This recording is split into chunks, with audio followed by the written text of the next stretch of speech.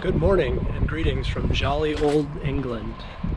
Right now we are in Islington, which is a northern neighborhood in London. It's where one of my very good friends lives, so I got to visit her, got a free place to stay, and now I get to hit the road and head into the city of London. First off, that's about the best name for a bar I've ever seen in my life. For all the myriad reasons to shit on London, the Tube is not one of them. The Tube rocks. And I got all the way from northern London to right in the heart of it in like, I don't know, 20 minutes. Didn't cost very much. Fantastic. And right ahead, Buckingham Palace. Doesn't matter what time of day, what day of the year, there are always huge crowds outside of Buckingham, at least every time I've been here. Well, I do wonder whether there's some sort of event, because there's a lot more police officers than usual.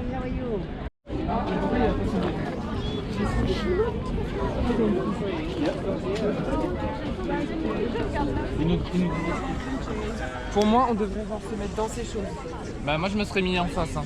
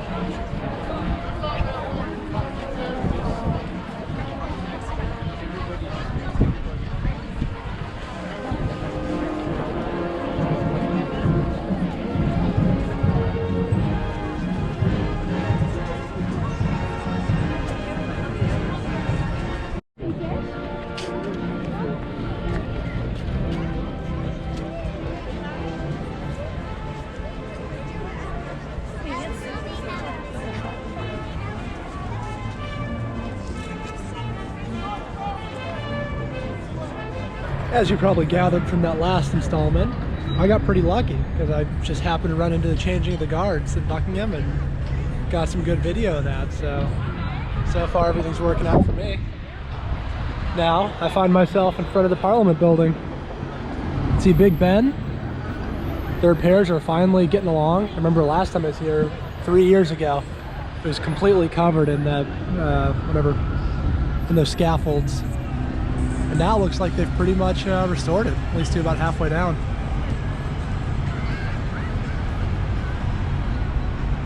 Over to my right, there's some sort of protest going. And then over here we have a guy with a Trump 2024 flag, which is not something you expect to see in the UK. But I don't know what their plan is there. They think they're going to vote in the election. We got another thing coming. But yeah, this Gothic architecture. Fantastic. Oh. All these flags with political statements make me feel better about America. I'll say that.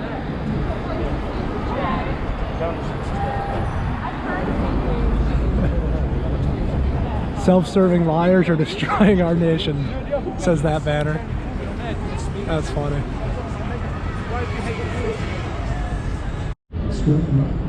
And of course, a statue of probably the most legendary British leader, at least in its modern history, Winston Churchill. If you ask Americans to name one British Prime Minister, that's the one they're coming up with. Maybe Thatcher, maybe Boris Johnson right now, I guess, but Churchill's he's the one. It appears the protest is teachers against some sort of pension reform, where one of the signs ahead says cheaper teachers are not the answer.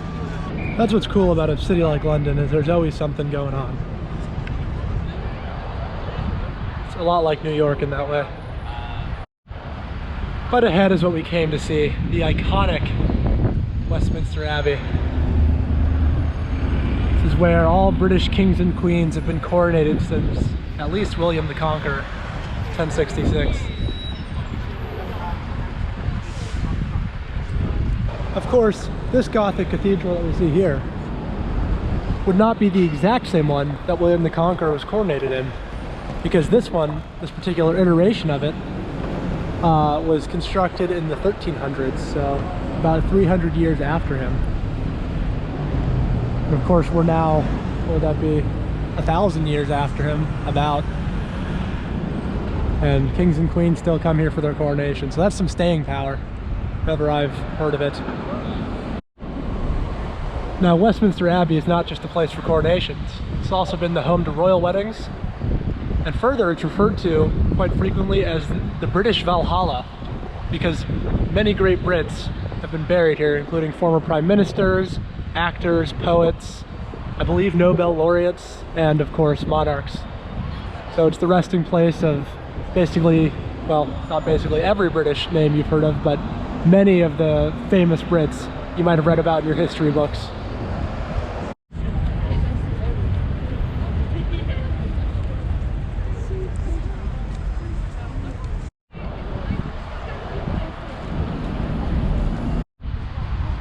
And here's the backside, Westminster Abbey.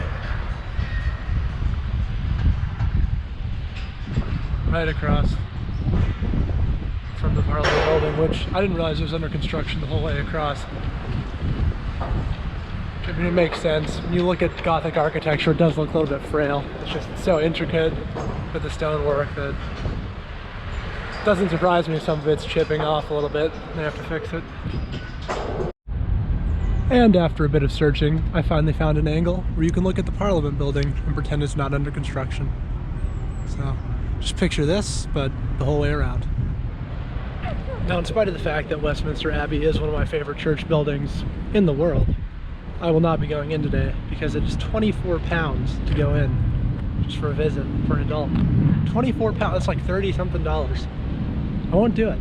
It's too pricey to see it for the third time, so I apologize. I do recommend if you're here, definitely go see it. It's got the Sam thumbs up, seal of approval, but I can't be dropping that kind of coin at this point in the trip.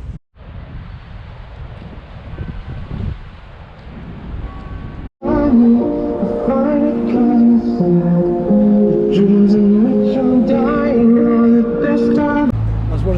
once-in-a-lifetime things that I unfortunately did not catch on camera.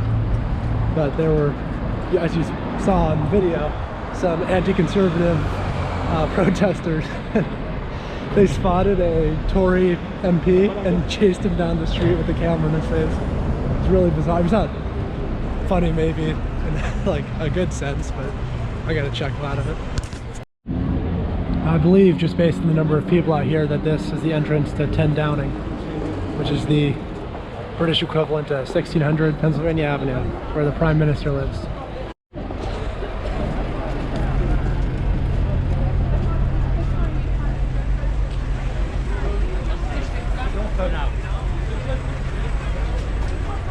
I feel like being a horse guard is a very hard job, having to have that 1,000-yard stare while a horse is between your legs and people are taking pictures of you. I might struggle with that a little bit. Circling back to the protest, looks like it's picking up steam. Best sign I've seen so far is the one that says this wouldn't happen at Hogwarts. I suppose that's probably true. You just can't leave it. So London is made up of 32 boroughs. How can you tell where you are?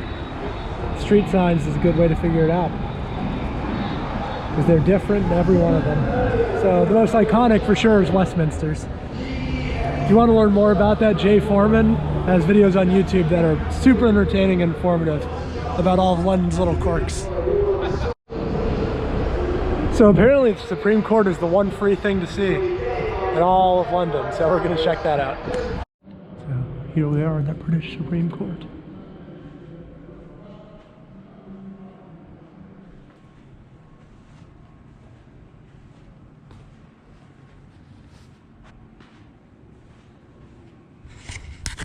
Don't exactly know where we're supposed to go. You just get let in. They're like, yeah, go look around.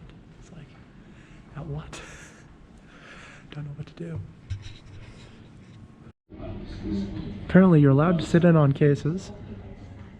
Also, they have an exhibition on the Supreme Court in the basement, along with the cafe, which I will be checking out shortly.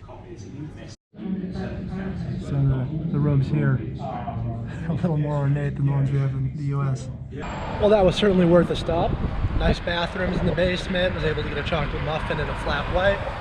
Get out of the cold for a bit, and actually a pretty cool exhibition, so definitely worth a stop in, if for nothing more than just a little break from walking around the Supreme Court.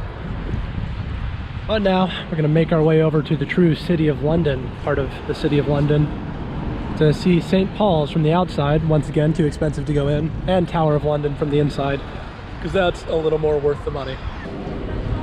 So this tall obelisk here is a monument to the London Fire, 1666, which destroyed much of the city, which was called the Great Fire here. It's quite similar to the Chicago Fire. And a big effect this had on the skyline is it destroyed the original St. Paul's Cathedral. So the one that exists now was rebuilt after that on the same spot and was also still called St. Paul's, but it is not the original building. Up ahead of us is the Tower of London, which means we're now officially in the City of London, which is what we mean when we say London in a historical sense. This was the area where the Romans founded Londinium, which was the precursor to modern London. And it was here that William the Conqueror chose to build his castle to guard the Thames, the most important lifeline to the rest of the world for trade. Of course, William the Conqueror was lord of two different kingdoms in a sense, because he ruled over England, but he also still had lands in Normandy. He was Norman after all, and that was true for many of the kings that would follow after him in the Plantagenet line. So they had to have access to the Thames so that they could easily get back to France to fight wars there and defend their lands there. And here we are at the gate of the Tower of London, a building that at times has served as both a sanctuary for the royals and also a prison, and a few times as a grave, or at least as a place of death. It's worn a lot of hats over the years.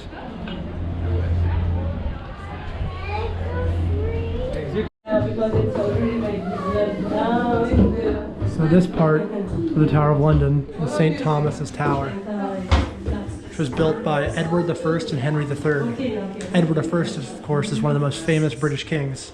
He's known as the Hammer of the Scots because of the wars of expansion he fought in Scotland, and also the wars of expansion he fought in Wales. So it was actually his efforts that really incorporated the Welsh into the United Kingdom. He took refuge here at the tower. Edward's father, Henry III, was distinctively less impressive as a king. He was more interested in the pageantry of royalty. So he actually had a bit of an up and down reign. He drained the treasury and actually left his son in a pretty rough situation when he took the crown. But luckily, Edward was a very strong martial leader. So his wars of expansion, though expensive, were also able to bring in some booty for the crown and sort of repair the treasury. Didn't altogether fix it, and lack of funding continued to plague the Plantagenet dynasty, but Edward was still remembered as a very strong, competent king. The name Edward, though quintessentially British now, would have been very uncommon at the time when King Edward was named. Henry III was just obsessed with St. Edward the Confessor, and so went with a traditional Anglo-Saxon name as opposed to the typical French names that Plantagenet children were given. The Plantagenets were, after all, fundamentally French. They were Norman. They weren't Anglo-Saxon, so that was a bit of a change. This is the recreation of Edward's bedchamber.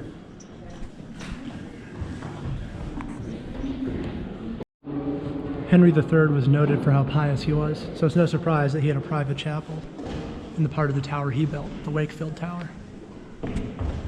Right in front of us is the original part of the fortress that was built. So this is by William the Conqueror, called the White Tower.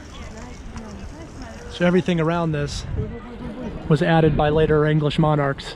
This, though, was the OG. You can see why this was such a great position to build a fortress, because you could very easily protect the river, which is the most important thing. So fascinatingly, the water, when this whole thing was originally built, would have come all the way up to here. This all was a landfill. They filled it in. Also, that bridge would not have been there because for most of London's history, London Bridge, not Tower Bridge, was the only way to get across the river. At least the only way you could with carriages and such. There also used to be, wind, a lot of wind. There was always wind. But there also used to be people who would have these little ships that would get you across to and fro. That was the fastest way to get across the river. So we're now going to enter the White Tower. So here's a full set of Henry VIII's armor, built exactly to his body specifications.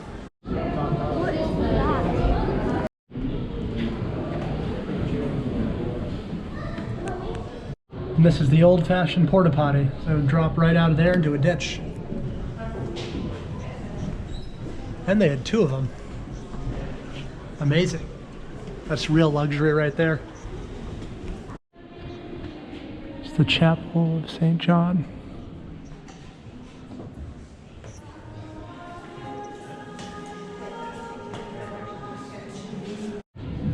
Look at the size of this book.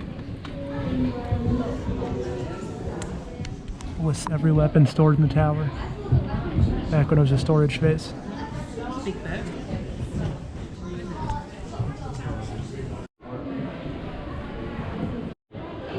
I'll give you one guess what that's for. Now, an interesting historical fact is that in most of Europe, beheading was reserved for nobles. So common criminals who committed a capital offense would be hanged. Nobles would have their heads chopped off. So that was considered more desirable. And it was actually that inequality that was meant to be addressed by the guillotine. That's why the French came up with it. So it's supposed to be a way for everyone to be able to die relatively painlessly. As good for a noble as for a common citizen. And it's why it became such a symbol of the French Revolution, because it was the equal way to die.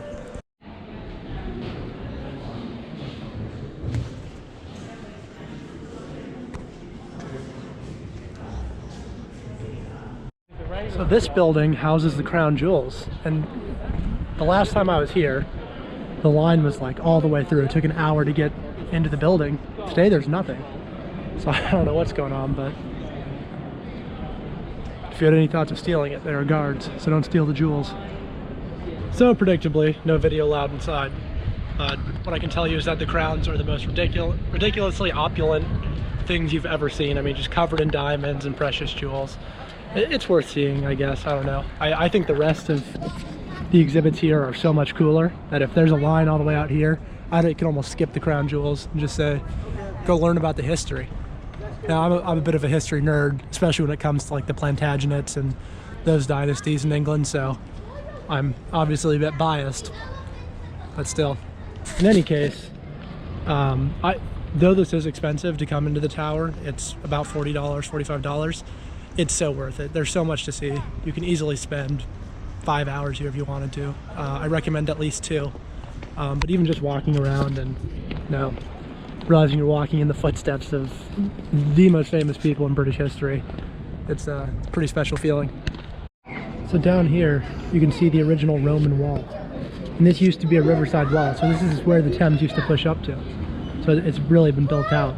And there's some of the famous ravens. Now this is a really important water gate. So most of the prisoners who were held in the tower back there would have been transported to the Westminster courts for their trial by waterway. So they'd be taken down through here, out onto the Thames.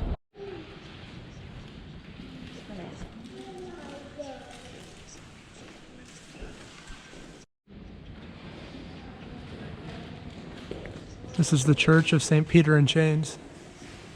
It's where 3 queens are buried. So the ravens here are known to bite, and this is cracking me up that people are just choosing to sit here. So here is where a lot of people would have been held as prisoners in the tower, Beauchamp Tower. The ravens can't fly because their wing is partially trimmed. It unbalances them in flight. So they can only do these short little hops and skips like that.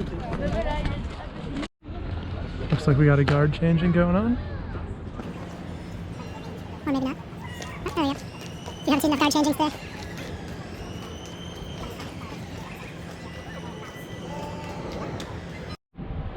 From this angle, you can see how just well and truly massive the walls are. And that would have been unscalable. Got the slits for the archers. Over here, a mint. So that was it, the Tower of London.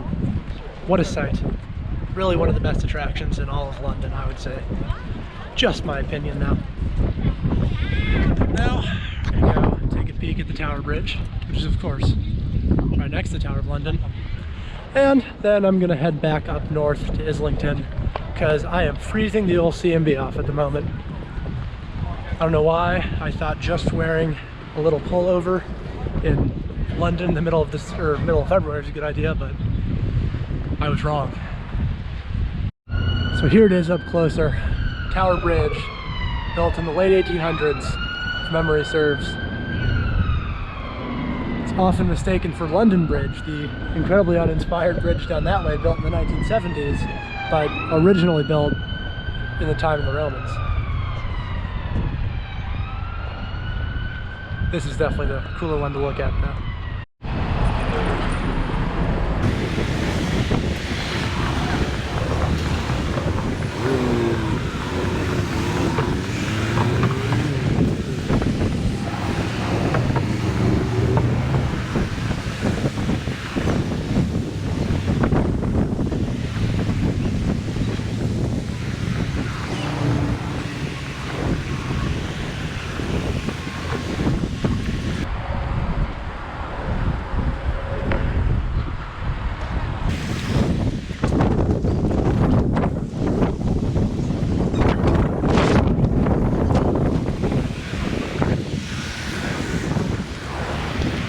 And there's the Thames. With all respect to the Danube and the Volga, this is probably the most famous river in Europe. It's the lifeblood of London. Truth be told, I think this is actually the first time I've walked across this bridge. It's really pretty impressive. And I know it can lift up, split in the middle. It's the drawbridge.